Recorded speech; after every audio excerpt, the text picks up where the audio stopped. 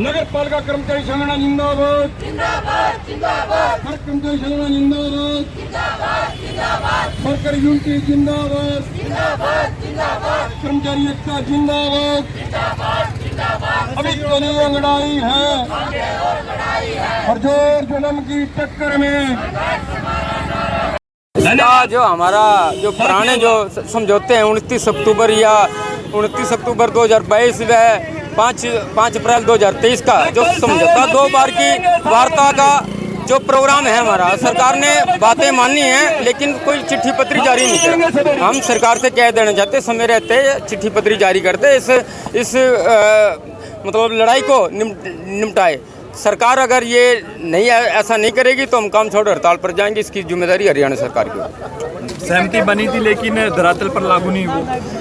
सरकार की नीयत दोनों खराब है, नीति और नीयत दोनों सरकार की खराब है, क्योंकि 29 अक्टूबर 2022 को और 5 अप्रैल 2023 को जो सरकार के साथ वार्तालाप हुई थी, उस वार्तालाप के अनुसार सरकार ने प्रोसीडिंग भी जारी की थी। ये पहली हरियाणा की पहली सरकार ऐसी देखी है जिसने प्रोसीडिंग जारी होने के बावजूद भी आज तक भी कोई पत्र या परिपत्र जारी नहीं किया, जो कि बड़ी शर्म की बात है।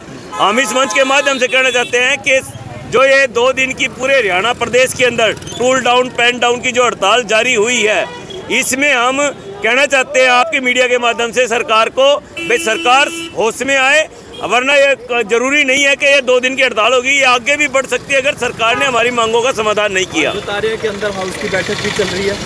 हाउस की बैठक चल रही है, वो अपना लेखा जोखा कर रहे हैं, उनमें कर्मचारियों का कोई मांग नहीं रखी जाती है। ये हम कहना चाहते हैं आपके मीडिया के माध्यम से, कर्मचारियों का हमेशा शोषण होता है और शोषण ही कर रहे हैं। वैसे जो अंदर जो पार्षद वो के यहाँ के पार्षद जो है ना सारे के सारे बीजेपी के हैं, वो बिकाऊ हैं। यहाँ कोई ये थोड़ी है कि भाई कर्मचारियों की तो बात कोई भी नहीं करता, क्योंकि ये भी भ्रष्टा हैं, कौन सब अच्छे आदमी हैं। आज जितने भी पार्षद हैं सभी के घरों में 1-2 आदमी रखे हुए हैं। सफाई कर्मचारी कहते हैं शहर में काम नहीं करते, शहर में काम कैसे करेंगे? 200 आदमी तो इन्होंने रोक रखे हैं। एक पार्षद का 2 आदमी काम कर रहे हैं। इसी तरह जजों की कोठियों पर या भी दूसरे अन्य विभाग के जो है पुलिस वाले हैं जो उनकी कोठियों पर हमारे कम से कम भी 200 कर्मचारी तो इसी बंगार में हैं।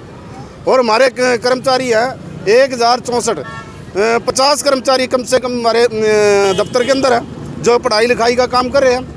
वो सारे के सारे कर्मचारी यहाँ पर भ्रष्ट बैठे हैं। कोई भी आज कर्मचारियों की बात क्यों उठावेंगे हम? क्योंकि कर्मचारी की बात उठावेंगे कर्मचारी, फिर उन कर्मचारी की बात लेनी देनी पड़ेगी।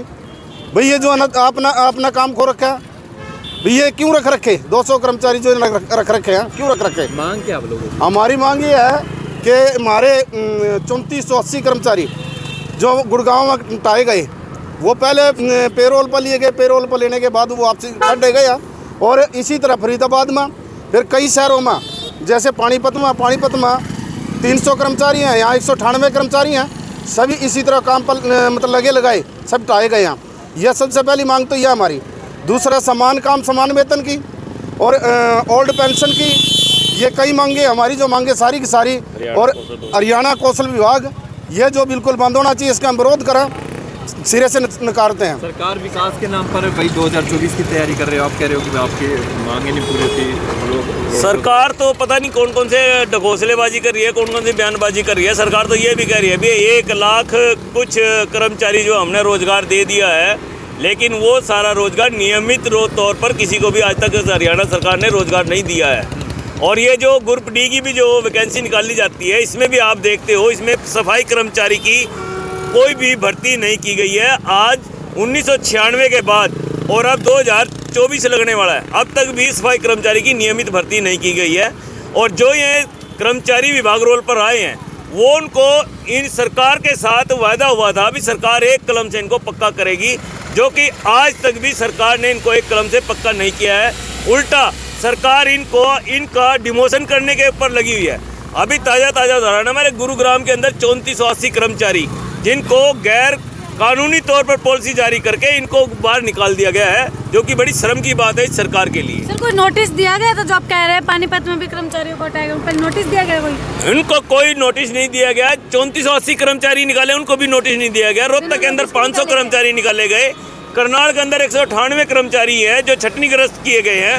अब तक पूरे हरियाणा के अंदर अभी तक कोई भी कर्मचारी वापस नहीं लिया इन्हें ड्यूटी पर, और ना ही सरकार लेने की नीति बना रही है। उल्टा सरकार इनको जो ये लगे हुए हैं इनको भी हरियाणा कौशल रोजगार में डालने का काम करने की कोशिश कर रही है, जिसे संघ कतई बर्दाश्त नहीं करेगा। अगर सरकार ने ऐसा किया तो एक बड़ा आंदोलन करने के लिए हम मजबूर हो गए। इंद्रजीत चनालिया, नगर पालिका कर्मचारी संगठन, जिला सचिव।